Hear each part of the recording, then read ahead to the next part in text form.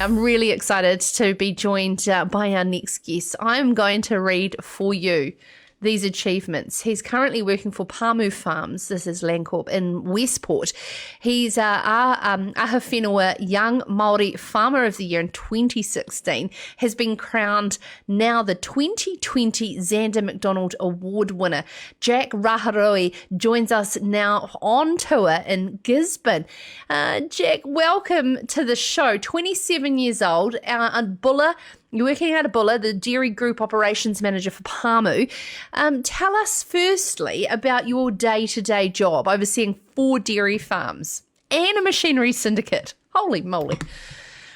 Yep, so thanks for having me on the show, Sarah. It's a real privilege to be here. And so my role, Operations Manager for the Bulla Dairy Group. So have got dairy farms in the Westport region and Reefton, and it's also part of a wider West Coast structure. So we've actually got 10 dairy farms, 3 dairy sports and 2 machinery syndicates on the West Coast, and I sort of oversee half of that, but also do the 2IC development program and the apprenticeship workshops across the whole West Coast, and also lead a lot of the health and safety leadership and as well across the whole West Coast. So yeah, keeps me very busy.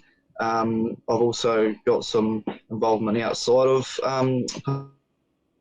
Pamu. I chair the West Coast Focus Farm Trust and work a lot with the local high schools as well. So yeah, not a dull moment for me.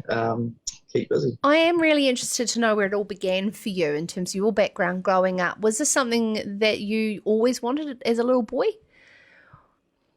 Nah, so so I was a bit of a troubled teen coming through into high school. I didn't do school very well.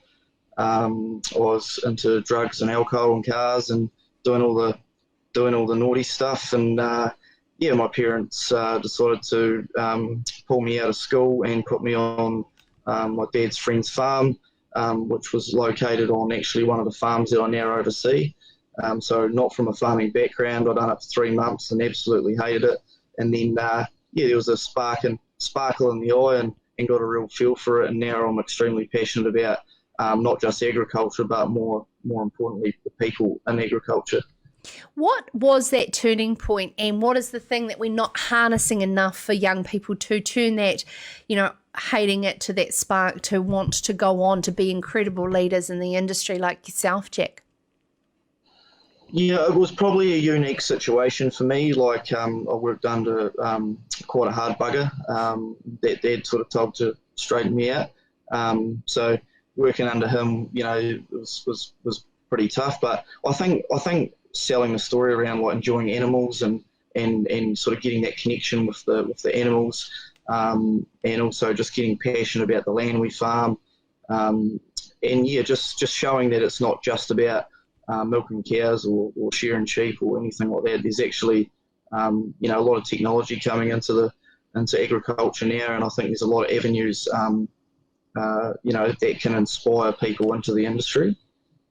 There must be something so rewarding, and we don't talk about it enough, I don't believe, in the farming industry, is the emotion surrounding farming. And from the feeling that you would have had going through, drugs and alcohol and cars, etc., as you explained, into being awarded, firstly, in 2016, the Aha Whenua Māori trophy, and that recognition and support from an industry and a group of people around you to say, you know what, Jack, you're good, you can do this.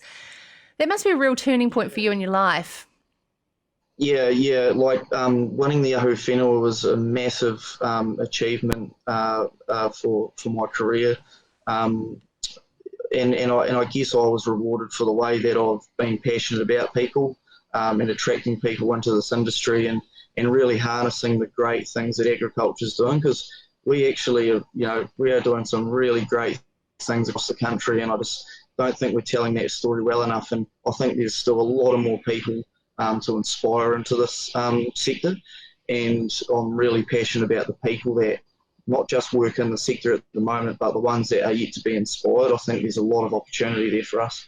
And the reason we're talking to you, Jack, is because you are on tour with your prize is being awarded the 2020 Zanda Mcdonald Award. For those who are listening and watching who don't know the significance of this award, could you please paint a picture of what this means to you and the future of agriculture?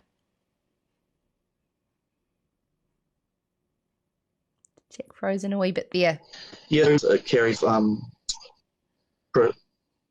lot. It's a very prestigious award that I hold very close to my heart. I think in memory of Zanda Mcdonald and his family and what he's achieved and how he gave back to the industry.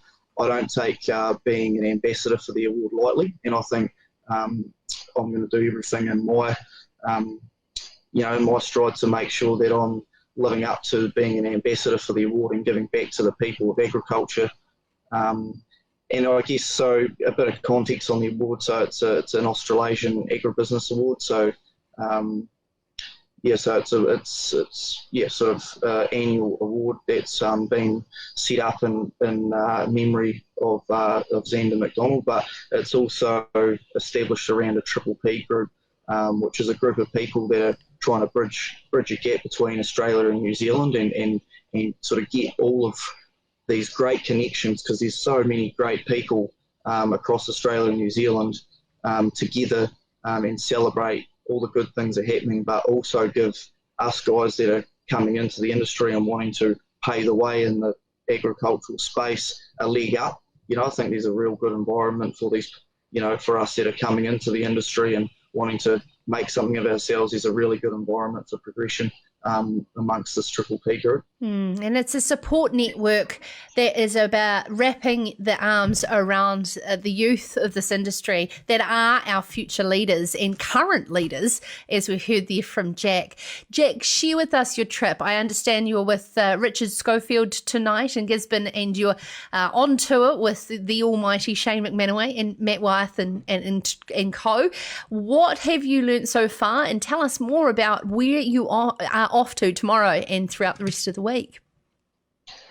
Yeah, so departed from the mighty West Coast on Sunday, and sort of arrived at Matt and Lindley Wife's Spring Valley Enterprises in the Wairarapa on Sunday night, and where I was met by Shane McManaway and Derek Daniel, where we went up and stayed or camped in Mount Dag Lodge, which was breathtaking experience for a number of reasons. They put me through the Dragon's Den, where they had $2 million that I was asking for to invest in a business or in a venture, and that was quite a good exercise for me to try and windle some cash out of them to invest in something that I was passionate about.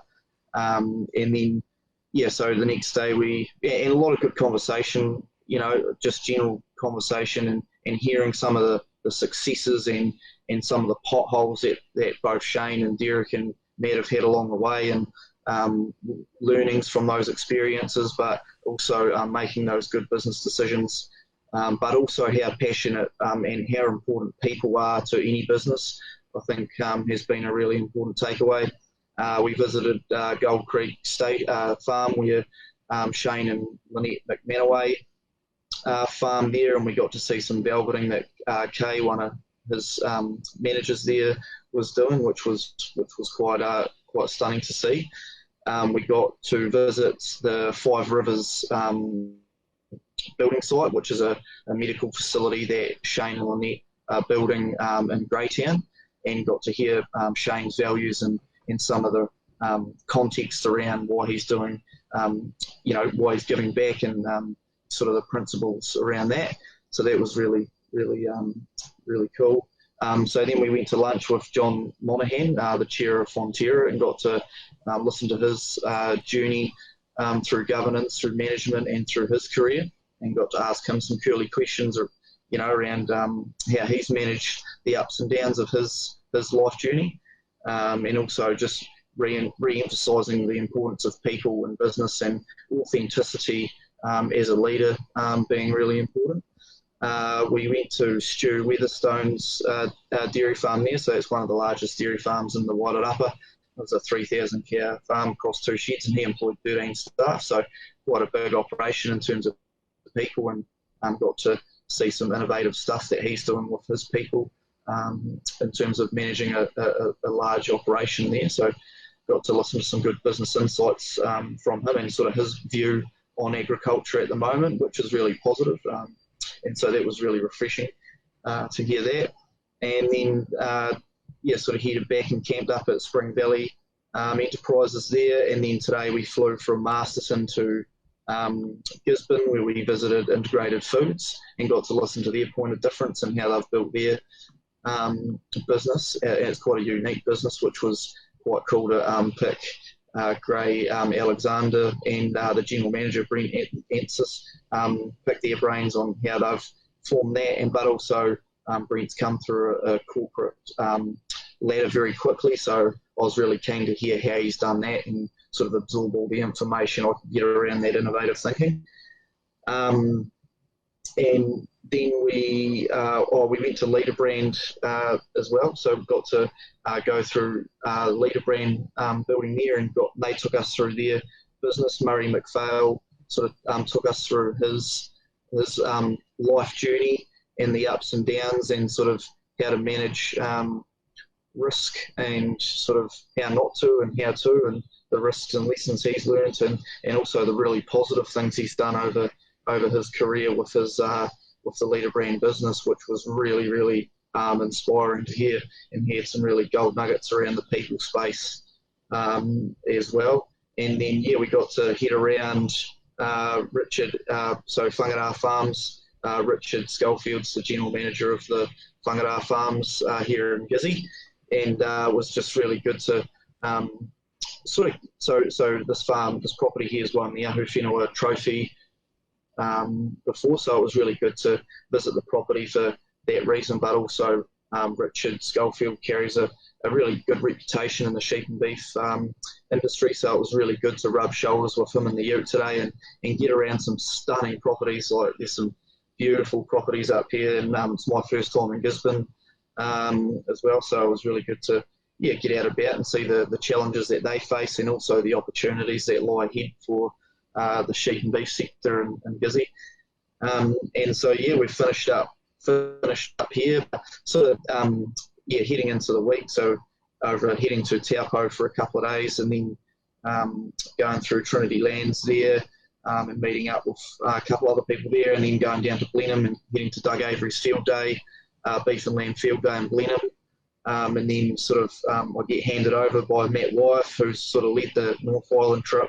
I get handed over to Richard Subtle, and then do the South Island leg, which is really exciting, but lots to absorb, and I'm really excited, met so many good people, so many good connections, and it's just really opened my eyes around how many good people and how many people are willing to open their books and open their business and open their wisdom and give you a leg up into agriculture and into life. And there's just a really good people thing. Like, people is my passion and agriculture is my passion, and definitely reinforce the thought that to build a really good business, you need to make really good business decisions, but you also need to build teams in the process to help build that business.